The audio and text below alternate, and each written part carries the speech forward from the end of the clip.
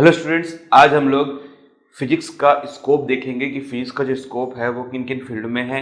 Physics की excitement क्या है। एक्साइटमेंट का मतलब कि हम किस एक्साइटमेंट से चीज़ों के बारे में जानना चाहते हैं। फिर फिजिक्स जो है वो टेक्नोलॉजी से कैसे रिलेटेड है और हमारे सोसाइटी में किस तरीके से फिजिक्स हमारा हेल्प करता है। इन सभी चीज़ों के बारे में हम लोग इस वीडियो में बात करेंगे। चलिए स्टार्ट करते हैं अपने इस वीडियो को। ठीक है, तो आज का हमारा टॉपिक है scope and excitement, technology and societies. ठीक है, तो सबसे पहले हम स्कोप देखते हैं। तो स्कोप का मतलब क्या होता है। तो फिजिक्स को दो कैटेगरी में बांटा गया है। सबसे पहला कैटेगरी है आपका मैक्रो स्कोपिक और दूसरा कैटेगरी है माइक्रो स्कोपिक। तो ये दोनों क्या होता है। तो मैक्रोस्कोपिक मतलब कि जो चीज़ें हम देखते हैं, जो चीज़ें विजिबल है हमारे हमारे लाइफ में, जो चीज़ें हमें देखते हैं, इसको हम लोग क्लासिकल फिजिक्स भी बोलते हैं। ठीक है, तो इसमें कौन कौन सी कैटेगरी आती है आपकी। तो इसमें सबसे पहला कैटेगरी आएगा मैकेनिक्स। तो मैकेनिक्स क्या होता है। मैकेनिक्स जो बेसिकली होता है वो सिविल में काम करता है। मतलब कि घरों का कंस्ट्रक्शन से लेकर आपकी गाड़ी का जो बॉडी बन रही है, किस टाइप से बीम रखा जाएगा घर का, गाड़ी का जो स्ट्रक्चर है, हमारे कार्स का स्ट्रक्चर होता है, हमारे बाइक का स्ट्रक्चर होता है, ठीक है, कितना कैपेसिटी हम दे सकते हैं, ये सब चीज़ें आपकी मैकेनिक्स के अंदर में ही आता है। चाहे कोई भी फिजिकल चीज़ें हो, चाहे हम चेयर से ले ले, चेयर का ले ले या फैन ले ले, जितनी भी चीज़ें हम मैकेनिकली चीज़ों को बना रहे हैं, चाहे गियर ले ले, हर चीज़ जो है वो आपका किस में आएगा, मैकेनिक्स के अंदर में ही आता है। मतलब मैकेनिकल चीज़ें, ठीक है, मैकेनिकल चीज़ें किसके अंदर आता है, आपका क्लासिकल फिजिक्स के अंदर आएगा और ये आपका आएगा मैक्रोस्कोपिक के अंदर। तो सबसे पहला आता है आपका मैकेनिक्स। चाहे आप ब्रिज का कंस्ट्रक्शन ले लीजिए, ये हर फील्ड में आपका यही काम करता है। जैसे कि स्ट्रेस है, स्ट्रेन है, ठीक है, ये सब चीज़ें हम लोग 11th फिजिक्स में तो पढ़ेंगे। किस बीम पे कितना फोर्स लग रहा है और कितने एंगल पे उसको रखना है, तो उसका जो आपका फोर्स का जो डिवीज़न है वो कैसे बटेगा, ये हर चीज़ के बारे में आपको किस में पढ़ना है, मैकेनिक्स। अगर आप आगे जाके सिविल लेंगे तो सिविल में आपको खासकर मैकेनिक्स पे बहुत ज़्यादा जोर दिया जाता है। ठीक है, तो पहला हो गया मैकेनिक्स। फिर है ऑप्टिक्स। तो ऑप्टिक्स भी बहुत बड़ा फील्ड है। चाहे आप कैमरा ले लीजिए, मोबाइल के कैमरा ले लीजिए या डीएसएलआर का कैमरा ले लीजिए, ये सभी चीज़ों के बारे में, चाहे हमारे स्पेक्स ले लीजिए, इस सब चीज़ के बारे में, टेलीस्कोप ले लीजिए, ये सब के सब जितने भी फील्ड हैं आपके, ये सब आपके ऑप्टिक्स के अंदर में आता है। ठीक है, तो ऐसी काफ़ी सारी वेराइटीज़ है, जैसे कि थर्मोडायनेमिक। थर्मोडायनेमिक का मतलब कि थर्मल वाली चीजें। तो जो आपका गाड़ी का जो इंजन है इसी पे बेस्ड है। गाड़ी का जो इंजन है वो थर्मोडायनेमिक्स के ऊपर में ही बेस्ड है। इसी प्रिंसिपल के ऊपर हमारी जितनी भी गाड़ियां हैं, चाहे आप बाइक ले लीजिए, कार ले लीजिए, सब के सब जो इंजन जो वर्क कर रहा है उसका जो प्रिंसिपल है वो थर्मोडायनेमिक्स के ऊपर में ही वर्क करता है। फिर इलेक्ट्रोडायनेमिक। इलेक्ट्रोडायनेमिक का मतलब कि हम इलेक्ट्रिसिटी देंगे और डायनामिकली उसमें मूवमेंट आएगा। इसका मतलब क्या है, इसका मतलब कि जैसे कि फैन है, मोटर है, ऐसी जितनी भी चीज़ें जो रोटेट होती हैं, जो हम इलेक्ट्रिसिटी अगर उसको दें, चाहे आप ले लीजिए इलेक्ट्रिक व्हीकल के बारे में, तो ये सब के सब आपका इलेक्ट्रोमैग्नेटिक के अंदर में आएगा। थर्मोडायनेमिक के अंदर में जितनी भी हीट वाली चीज़ें हैं सब के सब आता है। जैसे कि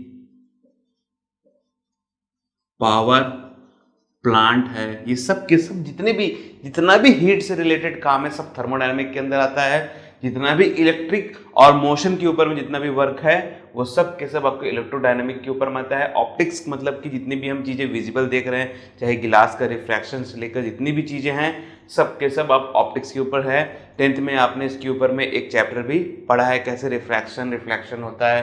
ठीक है, ऑप्टिक्स पे ही है वो। एक तो टोटल इंटरनल रिफ्लेक्शन भी है, जो आज के डेट में फाइबर ऑप्टिक्स पे सबसे ज़्यादा काम करते हैं।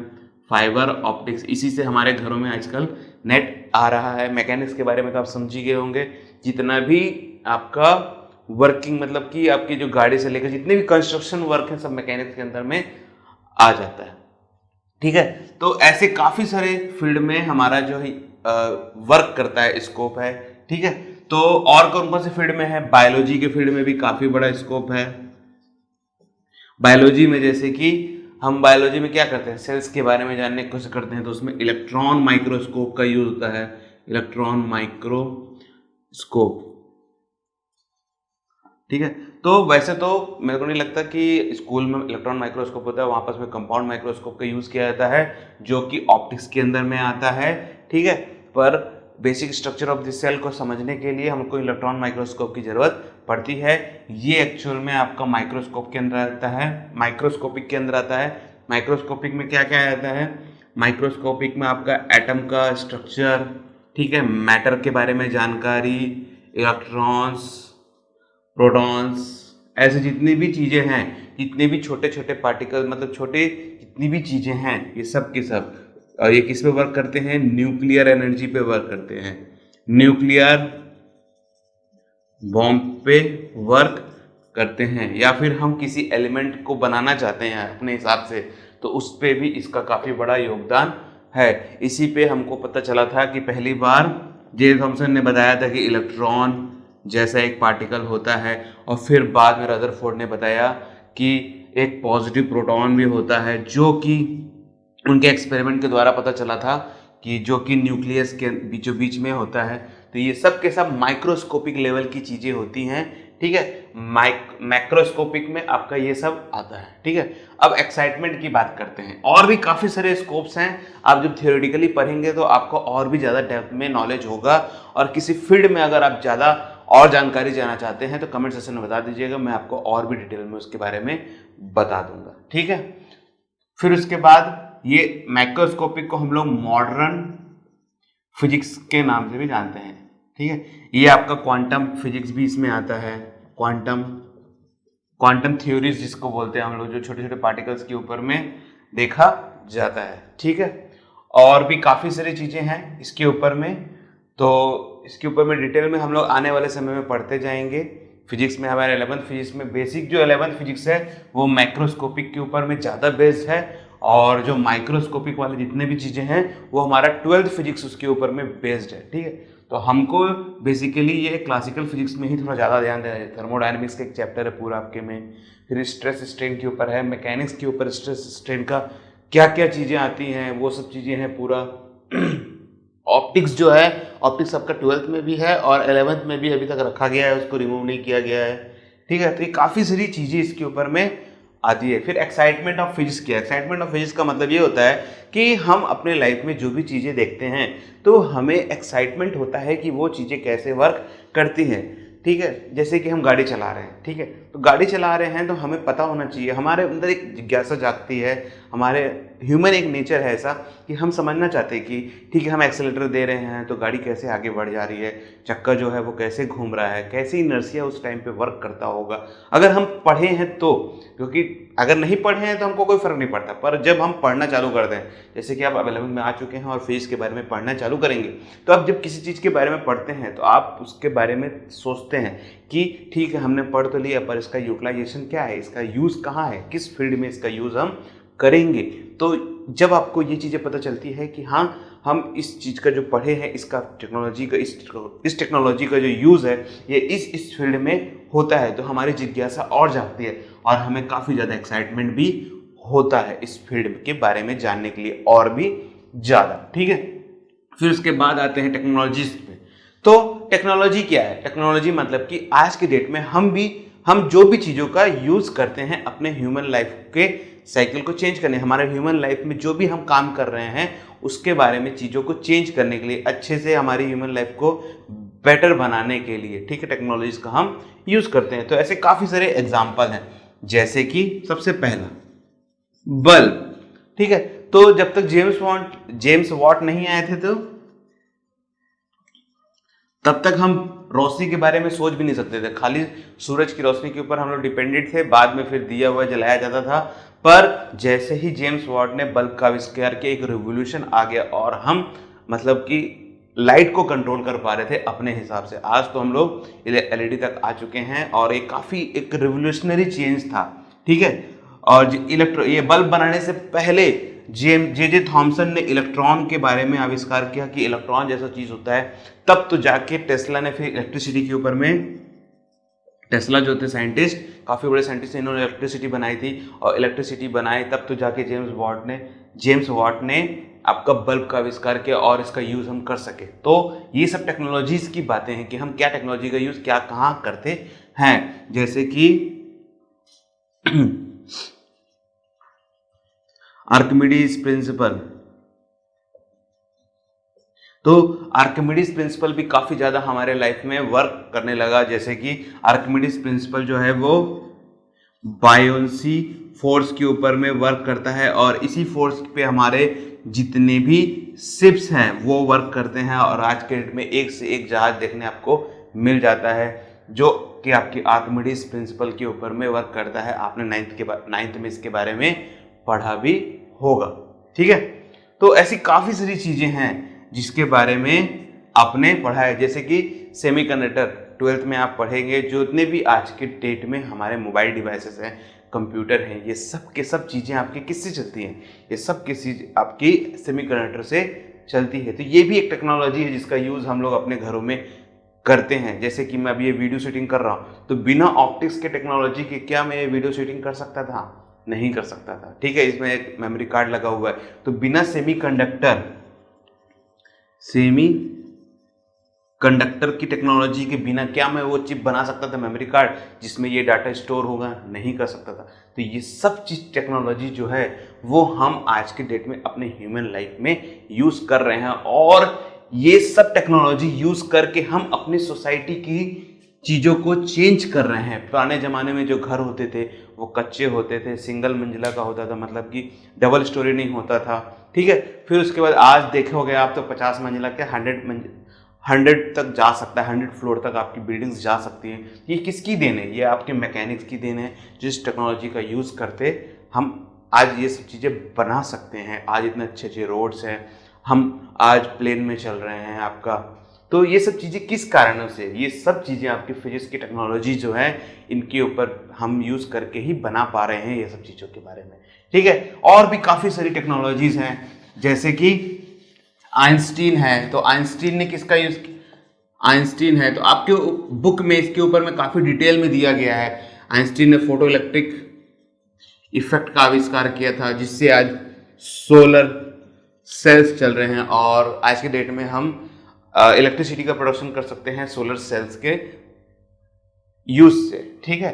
तो सन की मदद से हम सोलर सेल से हम एनर्जी का यूज कर सकते हैं और बिना कोई एनर्जी का वेस्ट किए। ये एक फ्री बिजली थी और रिन्यूएबल सोर्स ऑफ एनर्जी भी है। ऐसे काफ़ी सारी चीज़ें हैं। स्कैटरिंग ऑफ लाइट, जो कि इंडियन हमारे डॉक्टर CV रमन थे, इसके ऊपर स्कैटरिंग ऑफ लाइट के ऊपर में इन्होंने काफ़ी ज़्यादा वर्क किया था और इसी से हम काफ़ी सारी चीज़ों के ऊपर में वर्क कर पाए मॉलिकुलर लेवल में। आज जितने आप कलर्स देखते हैं दीवारों में, जो कलर्स हैं, ये पीछे आपको ये कलर दिख रहा है, ये ब्लैक कलर है, ये सब किसकी देन है?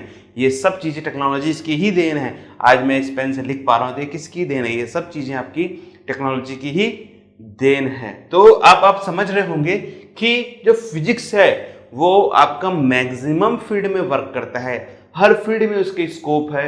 एक्साइटमेंट, हम चीज़ों के बारे में जानना चाहते हैं, नए नए चीज़ों के बारे में जान रहे हैं आज के डेट में। एक और एग्जांपल आपको बताता हूँ, रॉकेट। जो रॉकेट उड़ता है, रॉकेट प्रपोल्सन जो होता है, वो भी आपका न्यूटन की जो टेक्नोलॉजी है, न्यूटन का जो थर्ड लॉ इसके ऊपर में बेस्ड है। आपके 11th फिजिक्स पे इसके ऊपर में एक टॉपिक भी है। मैं जब आपका टॉपिक आएगा लॉ ऑफ मोशन, तो उस पर आपको मैं ज़रूर बताऊंगा कि रॉकेट प्रपोल्सन कैसे होता है और उसमें रॉकेट जो है वो कैसे उड़ता है, उस पर क्या प्रिंसिपल लगता है, किस टाइप से लगता है, इन सभी चीज़ों के बारे में हम लोग बात करेंगे, ठीक है। फिर 11th फिजिक्स में ही आपका एक प्रेशर करके भी चैप्टर है फ्लूइड में, तो उसमें भी हमको बताया जाएगा कि जो फ्लूइड है, मतलब कि जो पानी है, वो किस फ्लो में बहता है। बहुत सारी ऐसी चीज़ें हैं जो हम लोग 11th फिजिक्स में पढ़ने वाले हैं और काफ़ी मज़ेदार है 11th फिजिक्स, ठीक है। ट्वेल्थ फिजिक्स जो होता है हमारा, जब आप ट्वेल्थ में जाएंगे तो उस पर चीज़ों को विजुलाइज करना पड़ता है, मतलब जो चीज़ें हमें दिखाई नहीं थी उसके बारे में विजुलाइज करते हैं। पर 11th फिजिक्स इतना बेहतरीन बनाया गया है इसका सिलेबस को कि हम फील कर सकते हैं हमारे लाइफ में जो हमारे आजू बाजू में जो चीज़ें हो रही हैं ये कैसे वर्क करता है। जब आप पढ़ेंगे 11th फिजिक्स तो आपको बहुत ही मतलब एक एक्साइटमेंट आएगा फिजिक्स के लेके कि हाँ फिजिक्स मतलब एक ऐसा सब्जेक्ट है जो पढ़ के फील आ जाता है। ठीक है, so this is the scope excitement technologies in society. अगर आपके मन में भी ऐसा कोई डाउट आ रहा है कि इस फील्ड में कैसे फिजिक्स वर्क करता है, जब भी आप किसी चीज़ के बारे में सोचें कि इस पे फिजिक्स कहाँ है तो उसे आप ब्रेक करिए, रिडक्शन मेथड अपनाइए और उसको टेक्नोलॉजीज को अलग अलग ब्रेक करिए। ठीक है, तब आपको पता चलेगा कि फिजिक्स किस जगह में कैसे वर्क करता है। और जब आप इस लेवल पे सोचने लग जाते हैं तो आप फिजिक्स को समझने लग जाते हैं। ठीक है, तो इस तरीके से आप जब सोचेंगे तो आपको इंटरेस्ट भी जागेगा फिजिक्स के ऊपर, क्योंकि फिजिक्स एक ऐसा सब्जेक्ट है जो समझने वाली चीज़ें हैं। ठीक है, फील करने वाली चीज़ है। ऐसा नहीं है कि बस आप इसको रट सकते हैं, ऐसा नहीं। ठीक है, तो फिजिक्स को पढ़ना है तो आपको फील करना पड़ेगा फिजिक्स को, तभी आपको मज़ा आएगा। मतलब एक अलग टाइप का फील आपको महसूस होगा। ठीक है, तो इस वीडियो को अब यहीं क्लोज करेंगे। फिजिकल वर्ल्ड के ऊपर एक और वीडियो मैं बनाऊंगा जो कि फोर्स के ऊपर में रहेगा। वैसे तो फोर्स के बारे में हम लोग 11th फिजिक्स के पूरे चैप्टर में पढ़ने ही वाले हैं, फिर भी मैं आपको फोर्स के ऊपर एक चैप्टर बनाऊंगा, एक वीडियो बनाऊंगा। जैसे ग्रेविटेशनल फोर्स क्या होता है, स्ट्रॉन्ग न्यूक्लियर फोर्स क्या होता है, वीक न्यूक्लियर फोर्स क्या होता है, इलेक्ट्रोमैग्नेटिक फोर्स क्या होता है, इन चीज़ों के बारे में आपको मैं एक वीडियो बना के दे दूंगा जो कि हम लोग नेक्स्ट वीडियो में पढ़ेंगे और फिर फिजिकल वर्ल्ड को हम लोग ख़त्म करेंगे। ठीक है, क्योंकि ये चैप्टर जो है टोटली थियोरेटिकल है और आपकी एक्साइटमेंट के ऊपर में है कि आप कितना चीज़ों के बारे में जानना चाहते हैं। ठीक है, so thank you for joining this video. आपका दिन शुभ रहे।